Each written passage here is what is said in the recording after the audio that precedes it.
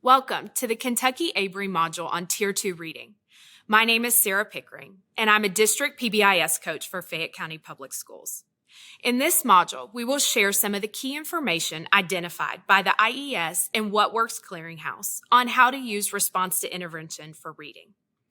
Tier 2 instruction is targeted instruction that is offered to students who show, through data, that they are not making progress in one or more of the 5 foundational reading skills.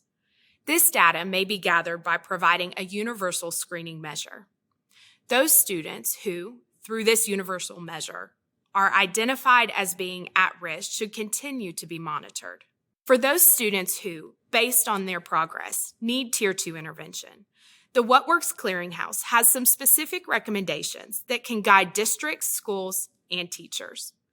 First, it is important to understand what Tier 2 intervention looks like and how often it should be implemented. Tier 2 intervention is in addition to, not in place of, the universal Tier 1 instruction all children should be receiving. So students who receive Tier 2 supports should receive intensive, systematic instruction on the reading skills they need in a small group setting with other students who need similar intervention. The 4 components listed here will serve as our guide for what we, as education stakeholders, can do to meet the needs of students who need this more targeted intervention to make progress. Tier 2 reading interventions will be provided to students who are identified through assessment as needing additional support in one or more of the foundational areas of reading. These students should be grouped together for more intensive intervention.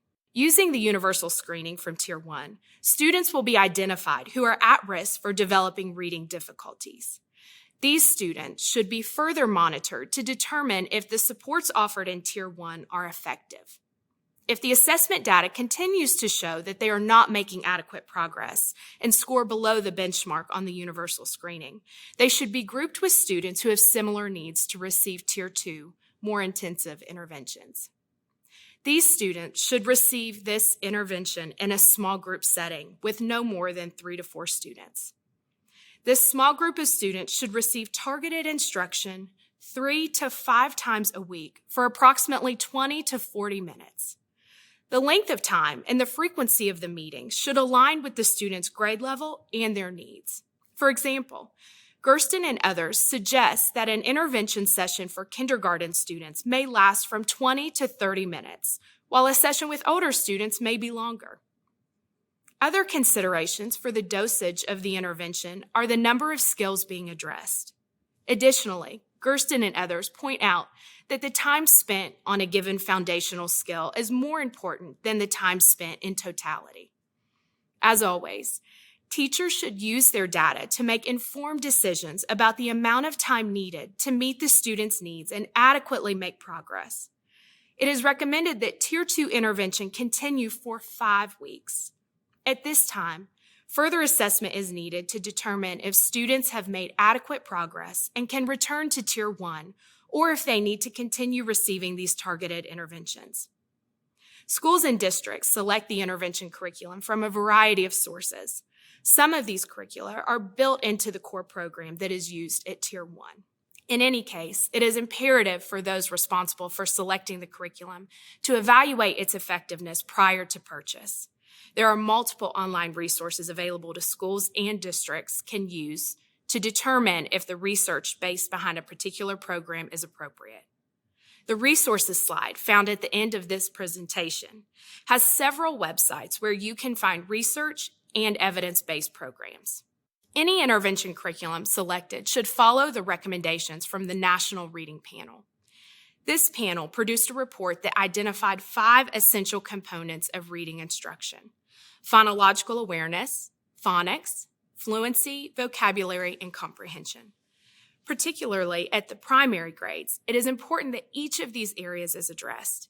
These foundational skills are interconnected and move from discrete skills to more complex skills. By targeting specific skills and teaching them to mastery, students will have the foundation they need to develop more complex reading skills, such as comprehension. The final recommendation for developing a solid Tier 2 reading intervention program lies in the pedagogy. The skill of the teacher will make the difference here. While the program selected will provide guidance on the instruction that needs to take place, it is up to the teacher to create the learning space that will allow the students to flourish. The instruction provided at Tier 2 should be both systematic and explicit. Explicit instruction is teacher-led instruction. Kentucky A-BRI has a module that goes into detail about explicit instruction. I encourage you to view it. Systematic in this case means that instruction is provided in a systematic manner.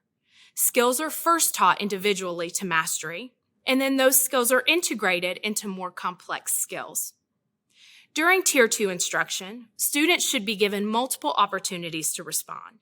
You can view a Kentucky A-BRI module on how to provide these opportunities, and these opportunities should lead to explicit feedback. Finally, the instruction should accumulate in data collection. Most programs will include mastery checks embedded in the curriculum. These progress monitoring checks will provide information on what skills need to be retaught. It is recommended that data be collected through progress monitoring at least monthly. These data are used to help identify students who may need more intensive intervention, in other words, Tier 3, or to determine if adequate progress is being made. Remember that RTI is fluid. Students can and should move up and down the tiers as needed. It is important that data be used to inform these decisions and decisions regarding the needed regrouping of students.